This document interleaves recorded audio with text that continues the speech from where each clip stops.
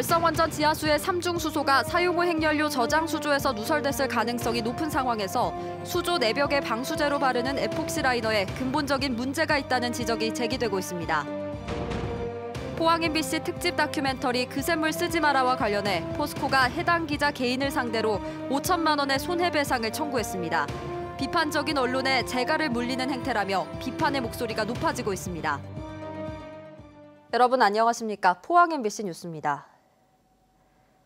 월성원전 지하수에서 삼중수소가 검출되는 근본 원인으로 전문가들은 사용 후 핵연료 저장 수조의 누설 가능성이 가장 높다고 보고 있습니다. 이미 외국에서도 유사한 사례가 보고되는데요. 저장 수조 누설을 막기 위해 수조 내벽에 에폭시 라이너를 칠했지만 이것만으로는 누설을 막는 데 근본적인 한계가 있다는 지적이 나옵니다. 장미쁨 기자가 보도합니다. 월성원전 사용 후 핵연료 저장조는 원자로에서 사용한 핵연료봉이 담긴 수조인데 콘크리트로 만든 수조 자체에는 방수 기능이 없습니다. 이 때문에 수조 내부에 에폭시로 방수 도장을 하는데 두께가 불과 1mm에 불과합니다. 더구나 방사선 농도가 높은 핵연료 수조의 특성상 열화 현상이 자주 발생하고 수시로 보수 작업도 이뤄지고 있습니다. 실제로 최근 3년 동안 월성원전에서는 핵연료 수조의 에폭시 라이너에서 500여 건의 열화 손상이 발생했습니다. 에폭시 라이너가 유기성이에요. 방사선 맞으면 성질이 바뀌어요. 경화돼요. 그래가지고 시간이 오래가면 그게 깨져요. 깨지고 누설되고. 월성원전 4개 원자로의 사용 후 핵연료 저장조에서는 2010년 이후 14차례나 에폭시 라이너 보수가 실시됐습니다. 특히 월성 4, 5기의 경우 핵연료 저장 수조를 2019년 보수한 이후 지하수 집수정의 삼중수소 농도가 30%나 감소한 것으로 나타났습니다. 에폭시 문제가 핵연료 저장조 누설의 직접적 원인임을 반증하는 사례입니다. 특히 월성원전만 에폭시 도장을 사용 중인데 국내 다른 모든 경수로 원전에는 6mm 두께의 스테인리스 철판이 사용되고 있습니다. 우리 바닥에도 에폭시 까는 그거랑 똑같은 거거든요.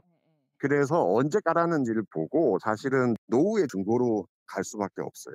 원래 에폭시는 오래 버티기 힘든 애기 때문에. 이미 해외에서는 이와 같은 핵연료 저장조의 누설 현상이 지하수 오염의 원인으로 지목되었습니다. 2012년 미국 핵규제위원회인 NRC도 미국의 원자력 발전소에서 삼중수소로 오염된 물이 지하수로 방출되는 것을 확인했는데 이 중 일부는 사용 후 핵연료 저장조의 누설이 원인으로 밝혀졌습니다. 미국 같은 경우 사용 핵연료 지하로 삼중수소가 샜는데 안 샌다고 하는 거는 더구나 이 30년이 넘은 원전인데 그것이 하나도 안 샌다는 거를 어떻게 믿을 수 있느냐. 한수원은 월성원전에 사용된 에폭시 라이너는 유리 섬유로 보강된 특수 코팅 도장이어서 방수 역할을 충분히 수행한다는 입장입니다. 이게 1.2m의 콘크리트 두께의 안에는 유리 섬유가 코팅되어 있는 에폭시로 일반 에폭시하고는 좀 다른 에폭시입니다.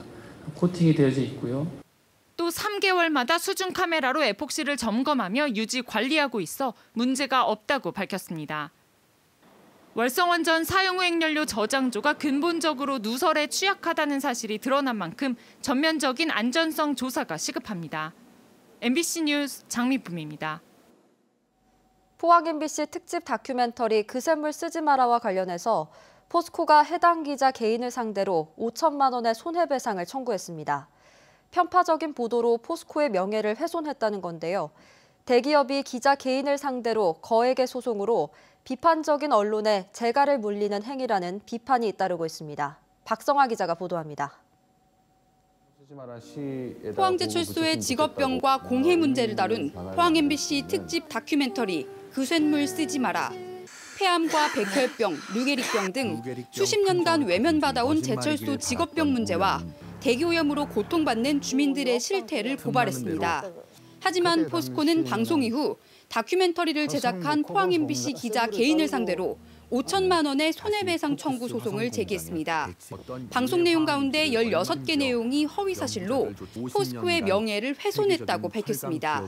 이에 대해 포항 지역 시민단체는 수십 년간 시민 건강과 노동자 안전을 외면해온 포스코가 도리어 언론을 탄압하고 있다고 비판했습니다. 지역 주민들이 증언을 하고 있고 실제 피해 사례도 증언을 통해서 나오고 있는 상황인데요. 이것을 보도한 포항 MBC 다큐에 대해서 언론을 탄압하는 것은 말도 안 되는 일이라고 생각을 하고요. 더구나 다큐 방송 이후 포스코가 포항 MBC 방송 내용과 관련해 이의를 제기한 바 없고 언론중재위원회 제소 등의 절차도 거치지 않은 채 기자 개인을 표적으로 바로 소송을 제기한 데 대해서도 비판이 잇따르고 있습니다. 언론노조와 금속노조는 공동성명을 통해 포스코의 소송은 언론인 개인에 대한 보복행위와 다름없고 언론의 자유와 알 권리를 부정하는 오만한 행태라고 지적했습니다. 노동조합과 또는 민간단체와 함께 같이 공동으로 측정해서 공개를 하면 되는 부분입니다. 그러면 쉽게 인정되는 부분이지 아니라고 주장을 하고 고소 고발을 할 문제가 아니라고 봅니다.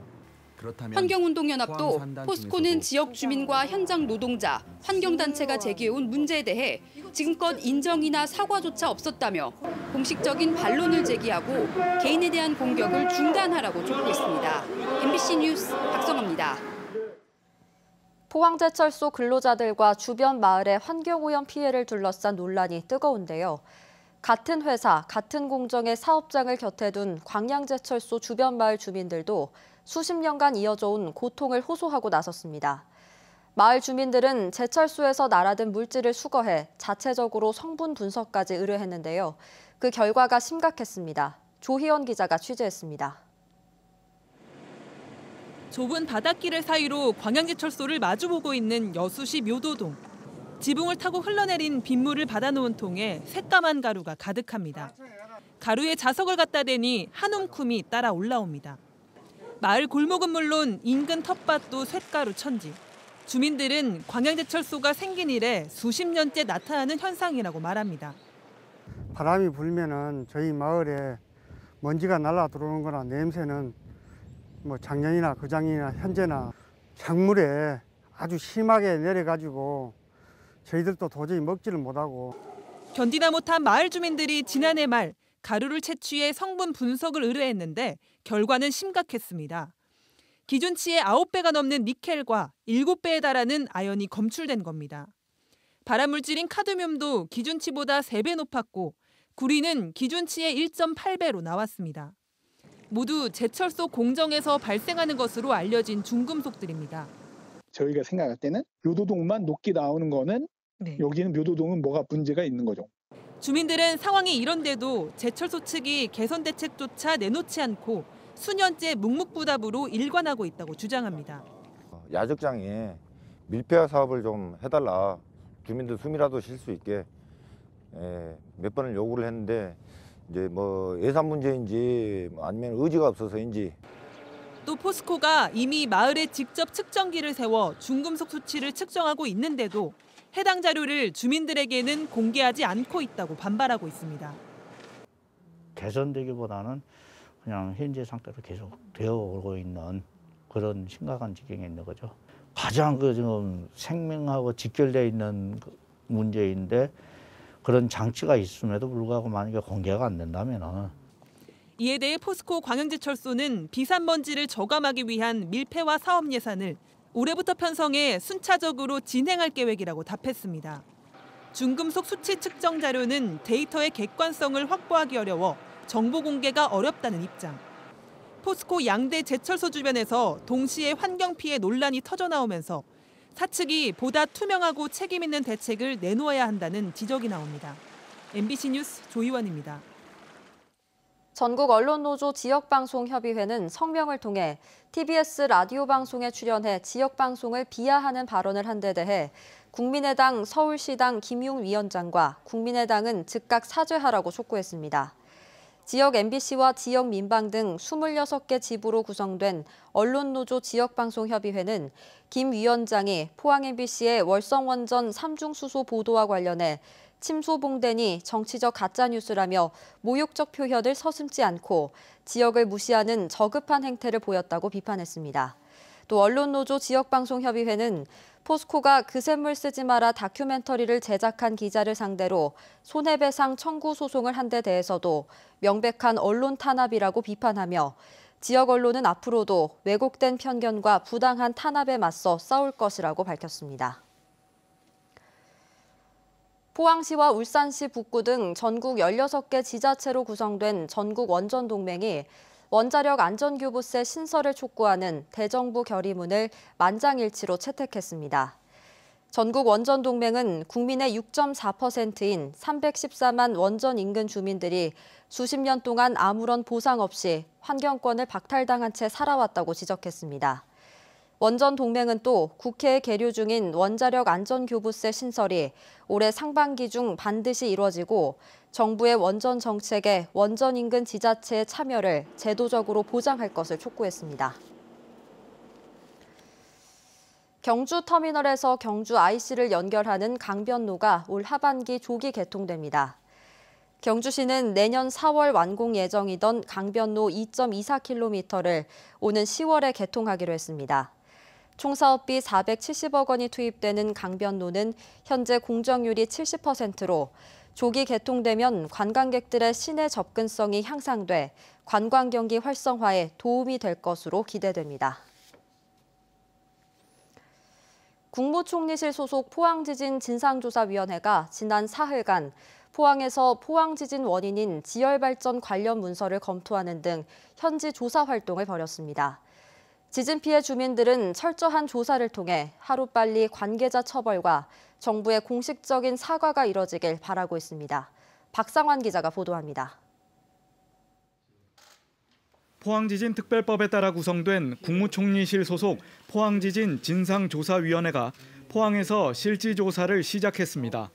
조사위는 시청에 검사장을 마련해 지난 18일부터 3일 동안 지열 발전 사업과 관련한 문서를 검토하고 당시 관련 공무원을 면담했습니다. 정부조사연구단과 감사원 감사에서 촉발 지진이라는 것이 밝혀졌습니다만 거기에 대해서 좀 더 세부적으로 해서 지진의 원인이라든가 책임자 규명이라든가 이런 부분에 대해서 좀 더 구체적으로 조사를 하고 있습니다. 포항 촉발지진 범시민대책위원회는 촉발지진의 원인을 제공한 정부의 공식 사과와 철저한 진상조사를 촉구했습니다. 형사 책임 여부를 가리기 위해 검찰이 수사에 착수했지만 여전히 오리무중이란 겁니다. 분명히 촉발 지진을 일으키는 원인이 있을 거라고 봅니다. 그럼 거기에 핵심되는 책임자는 민간인이든 또 아니면 관계자든 누구든 바로 형사 고발해서 처벌을 받게 해야 됩니다. 정부는 이런 포항 주민에게 많은 피해를 줘도 아직까지 공식적으로 사과를 안 합니다. 지진조사위는 법률 전문가와 재난피해구제 전문가 등 9명으로 구성됐으며 특별법에 따라 포항지진 발생 원인과 책임 소재 등 관련 진상을 규명하기 위해 지난해 4월 국무총리 소속으로 출범했습니다. 조사위는 포항시를 시작으로 촉발지진 관계기관과 기업 등에 대한 진상조사를 이어갈 예정입니다. MBC 뉴스 박상환입니다. 경상북도와 포항시, 한수원과 영남에너지, 포항테크노파크는 정부의 그린 뉴딜과 연계해 수소 연료전지 보급 확대와 발전 클러스터 사업의 성공 추진을 위한 업무 협약을 체결했습니다. 협약에 따라 경북도와 포항시는 연료전지 발전 사업 인허가 등의 행정 지원을, 한수원은 발전소 건립과 운영을, 영남에너지 서비스는 도시가스 공급을, 포항테크노파크는 유지보수 기술 확보와 인력 양성을 위한 장비와 인력을 지원하기로 했습니다. 발전소는 1,000억 원의 사업비 전액을 한수원이 투자해 포항 블루밸리 국가산단 내 약 10만 제곱미터 부지에 20메가와트급으로 건립됩니다. 포항에서 식중독 증세를 보인 80대 어머니가 숨지고 50대 아들이 중태에 빠졌습니다. 경찰에 따르면 어제 저녁 9시 40분쯤 포항시 오천읍의 한 아파트에서 모자 관계인 57살 A씨와 84살 B씨는 구토 등의 식중독 증세를 호소하며 의식을 잃고 병원으로 옮겨졌고 아들 A씨는 의식을 되찾았지만 어머니 B씨는 숨졌습니다. 경찰은 이들이 오후에 고동을 먹었다는 진술을 바탕으로 사고 경위를 조사 중입니다. 절기상 대한인 오늘 경북 동해안은 추위가 누그러졌습니다. 당분간 큰 추위는 없겠지만 주말까지 비가 자주 내리겠습니다. 조주경 기상캐스터입니다. 수완의 얼음이 대안을 녹는다는 속담처럼 절기답게 추위는 풀렸습니다. 내일은 건조함을 달래줄 비 소식이 있는데요. 내일 밤부터 시작해서 모레 아침까지 내릴 전망입니다. 예상되는 비의 양은 1mm 내외로 적겠습니다. 경북 동해안 지역에는 닷새째 건조특보가 이어지고 있는 가운데 오늘 시료 습도가 30%대로 건조했습니다. 내일 내리는 비는 적지만 남은 한 주 동안 자주 내릴 것으로 보여 건조함은 차츰 해소될 전망입니다. 이어서 자세한 지역별 날씨 보시면 내일 경북 동해안의 하늘은 구름 많다가 차츰 흐려지겠습니다. 아침 기온은 영하 4도에서 0도로 오늘보다 4도에서 6도가량 높게 시작하겠고요. 한낮에는 11도에서 13도에 머무르겠습니다. 울릉도와 독도에서도 아침 기온 크게 오르겠습니다. 아침 기온 울릉도 5도, 독도 9도로 시작하겠고요. 한낮에는 10도에서 11도에 머무르겠습니다.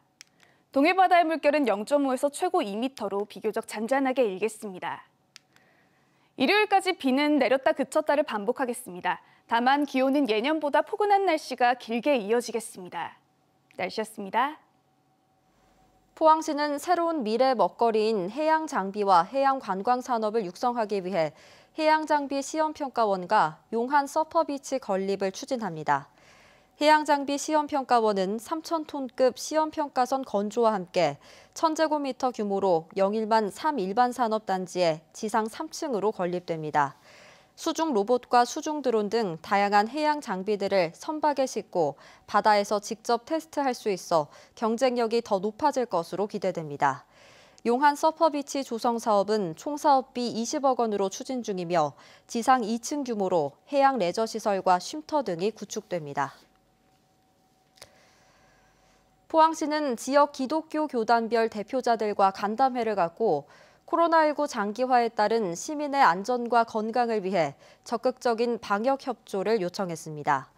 간담회에는 이강덕 포항시장과 지역의 기독교계를 대표하는 16개 교단 대표자들이 참석해 지역의 현안 사항에 대한 설명과 기독교계의 의견을 청취하는 순으로 진행됐습니다. 이 시장은 2차 사회적 거리두기 연장으로 종교 활동에 어려움이 많겠지만 지역의 안정화를 위해 방역 수칙을 철저히 해줄 것을 요청했습니다. 울진군은 올해 농촌버스가 다니지 않는 6개 읍면, 마을 15곳 주민을 대상으로 행복택시를 운영한다고 밝혔습니다. 행복택시 이용요금은 한 명당 1,000원이며 마을과 읍면 지역을 하루 왕복 2회, 한 달에 48회 운행합니다. 울진군은 지난 2015년 공공형 행복택시 사업을 시작했고 지난해 말 기준 2만 9천여 명이 행복택시를 이용했습니다.